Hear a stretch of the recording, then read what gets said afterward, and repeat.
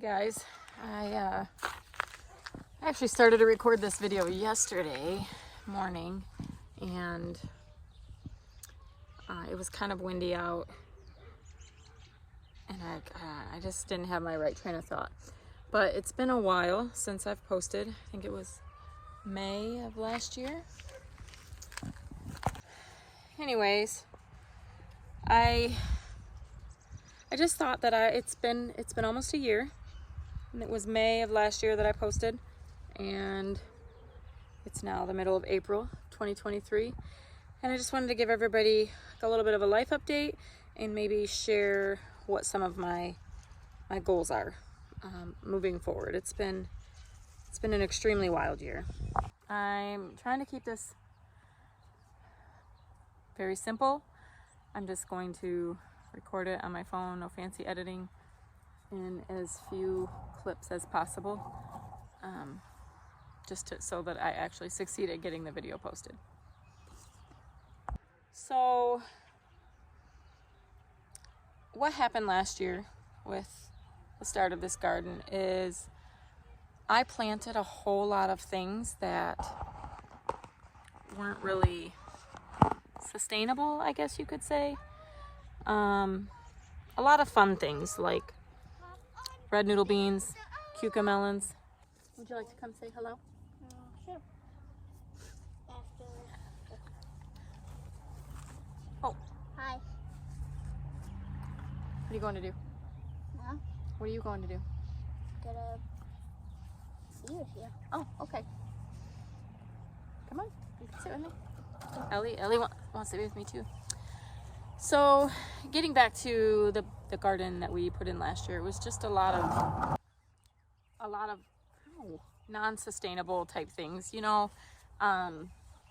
red noodle beans, cucumber melons, a gazillion tomato varieties. Not that you can't enjoy them all, and a lot of them are still in the freezer actually.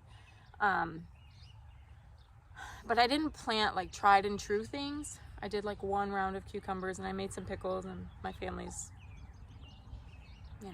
about to disown me because there wasn't enough for the year. That was like all I did last year, and pickles are easy. And it just became really overwhelming, and I didn't get a whole lot done. And then in the very early September, I actually lost a dear friend of mine to a tragic, unexpected death. And we're both photographers, and so the beginning of September is really like, it's kind of like tax season this time of year for accountants.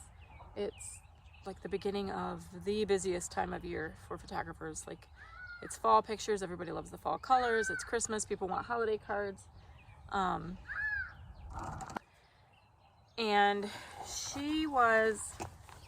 my friend Jen was, I don't have a lot of like really close friends. I have people that I would definitely feel comfortable calling friends.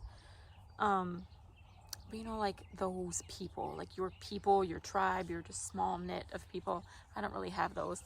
And I think a lot of that probably comes from the fact that I didn't have like a typical upbringing. I didn't have like a high school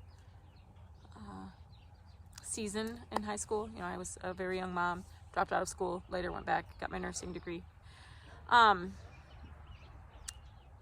So anyways, back to Jen. She was like one of the most amazing people you would ever meet. Like, anybody that knows her loved her.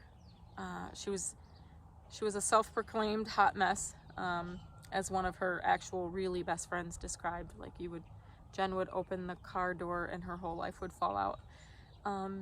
She was just like that, but she was authentic about it. She was real about it.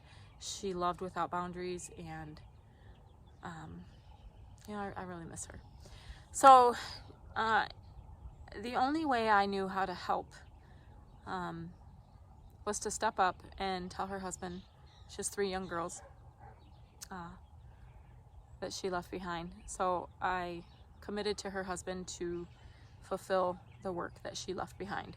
So I'm talking hundreds of sessions that she hadn't edited yet, because she was Also, it was no secret that she hated editing,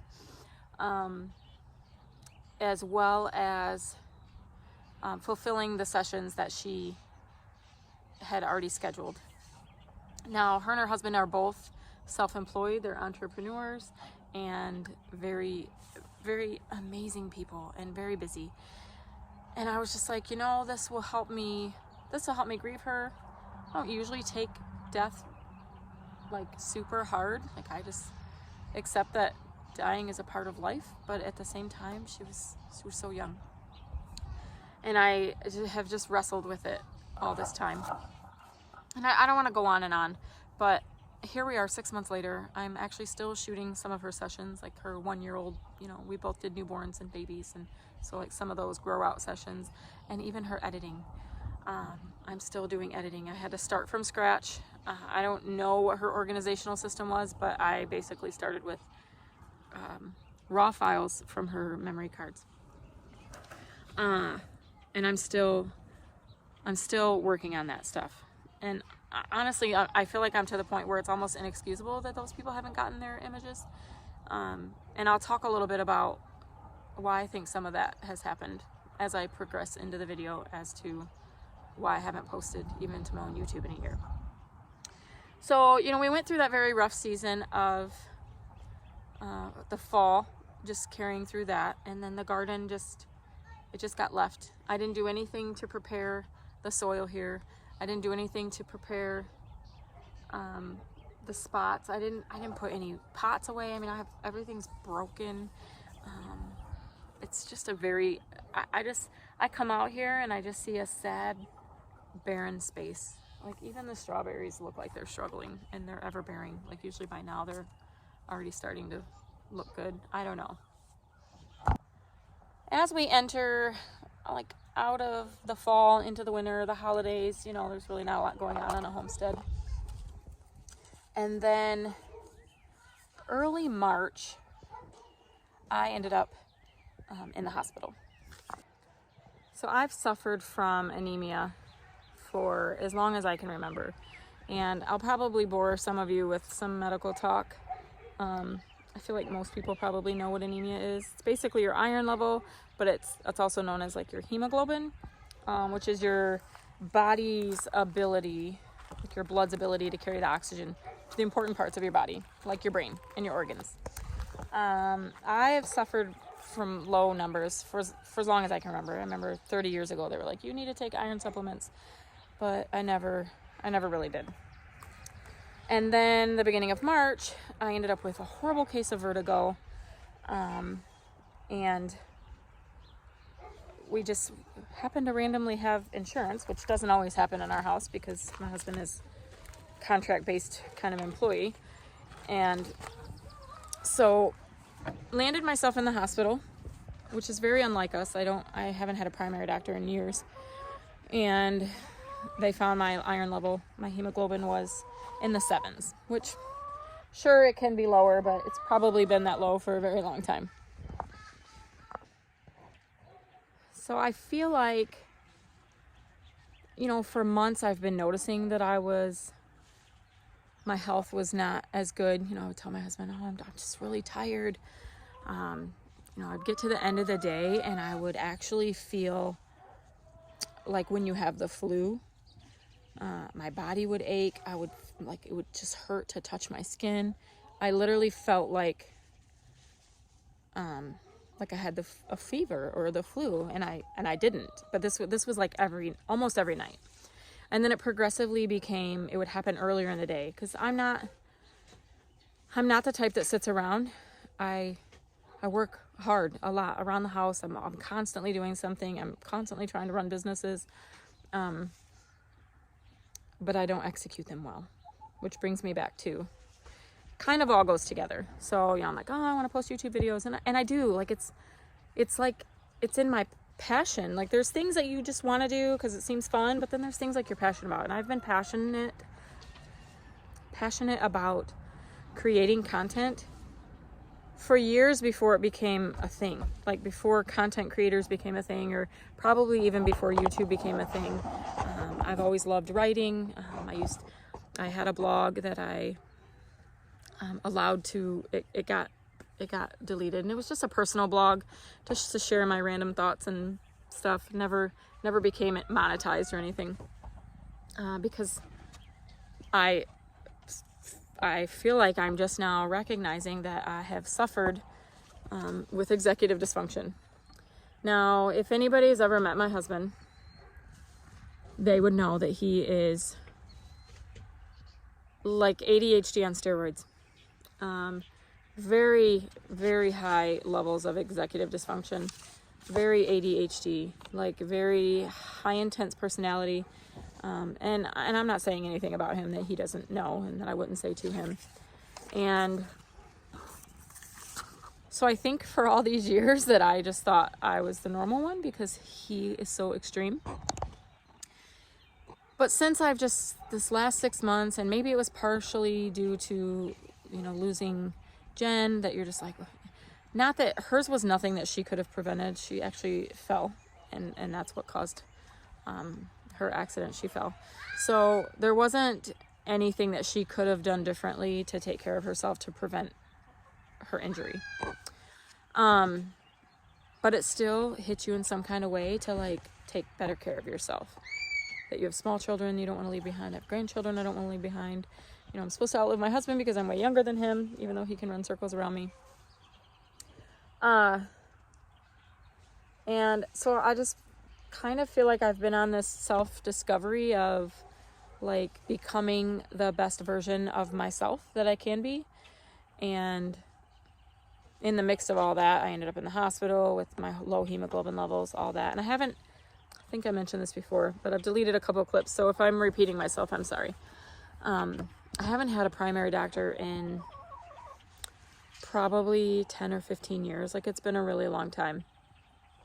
We don't really get sick, and we just do our thing over here, I finally found like a naturopath doctor to go visit, and we began discussing like some of my levels, and then I gave her my self-proclaimed diagnosis. I was like, I think I suffer from like executive dysfunction or ADHD. And I don't know if you can hear my 6-year-old yelling in the background, and I'm ignoring him because he's just asking for screen time, and it's a beautiful, glorious day outside, and I'm not giving it to him.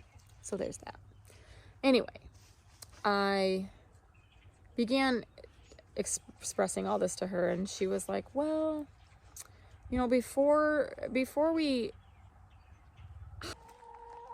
hop into self-diagnosing with ADHD and executive dysfunction, that kind of thing, she was like, let's take a look at like the numbers that are presented to us already.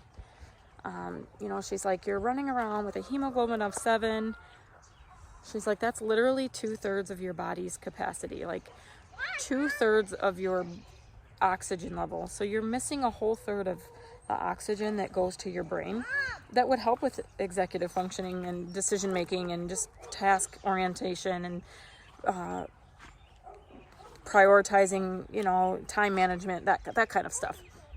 So yeah, and my vitamin D, she said, was the lowest she's ever seen. I don't remember what it was, and she said, I don't think you incurred that in one winter season. Like, I think you've been, running around deficient for quite some time. So that just brings me to where I'm at now in this fine April afternoon. I lost my train of thought. I did agree to give him some FaceTime or Kids Messenger or something so he could call a friend, but no videos. I also have gotten us into a really bad habit of too much screen time. I don't know where I fall into, like kids should only have none or a couple hours or what, but have definitely fallen into him having too much. I rely on it to just occupy him because he doesn't historically he hasn't self-occupied well. But I'm learning the more we require him to self-occupy, the better he's getting at it. So less screen time for him. So here I am, I'm just laying down. You see that chicken? That's a 6-foot fence, I think, like a standard dog kennel fence. and her wings are clipped. So I just don't get it. I have 3 of them that get out every day. So paired with, I took notes so I wouldn't forget, and I have still forgotten all the things I was going to tell you.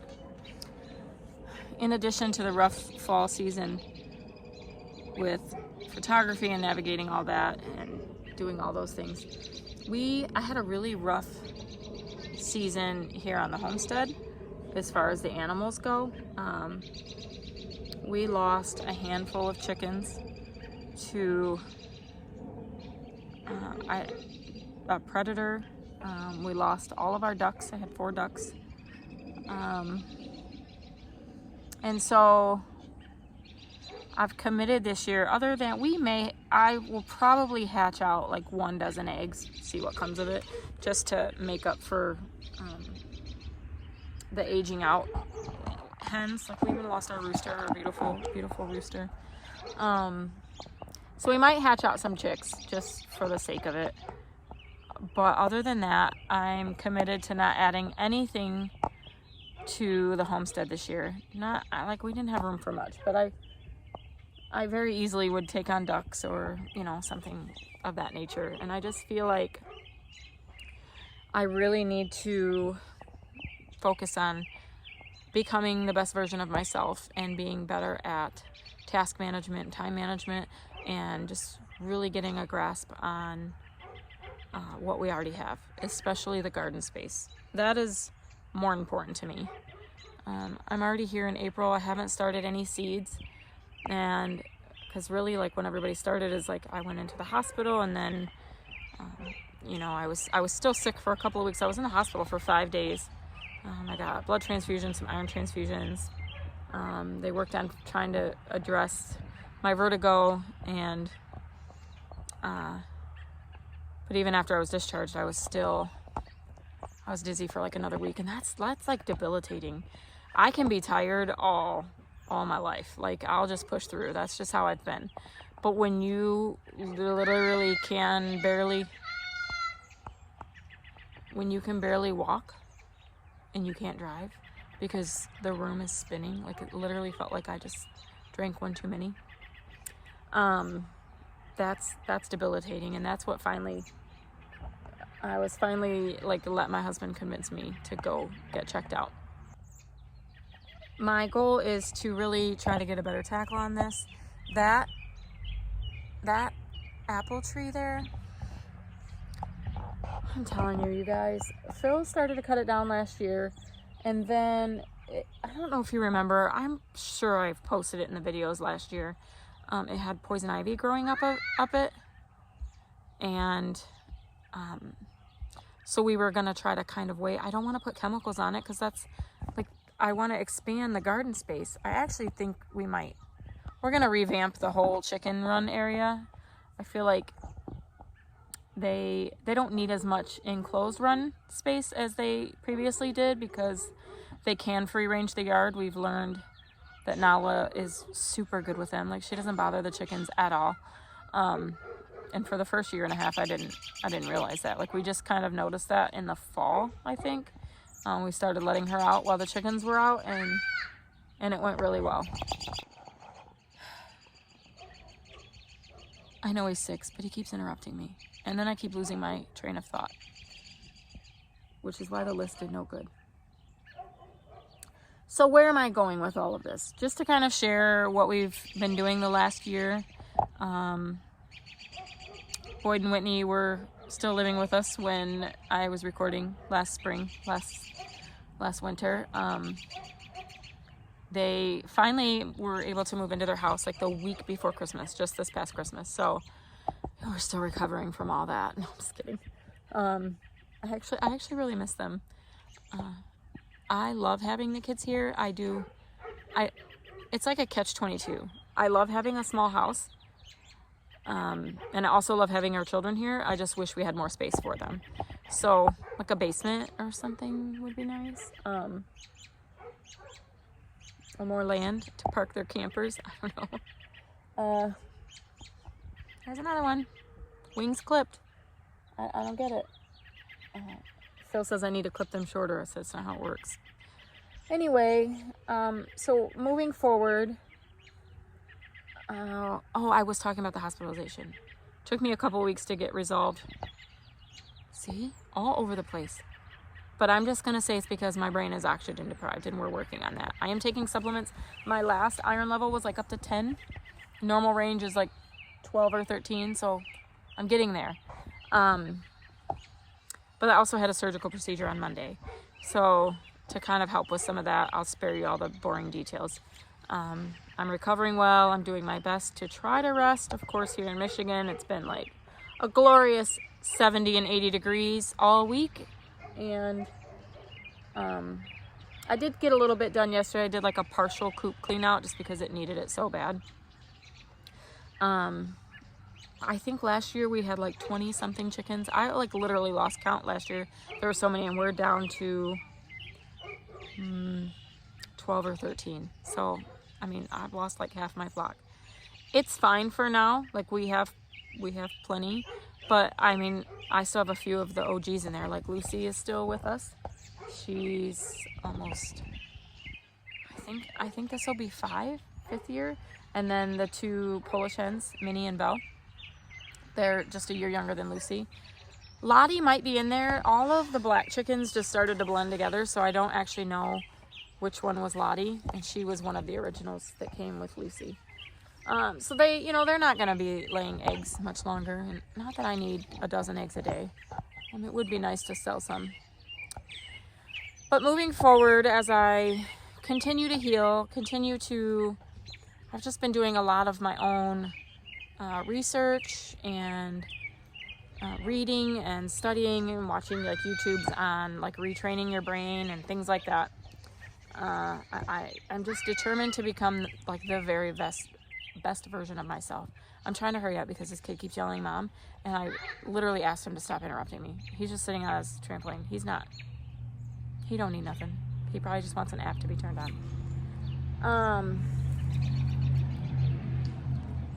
But I do plan to share more of my journey. I don't know what will get planted this year.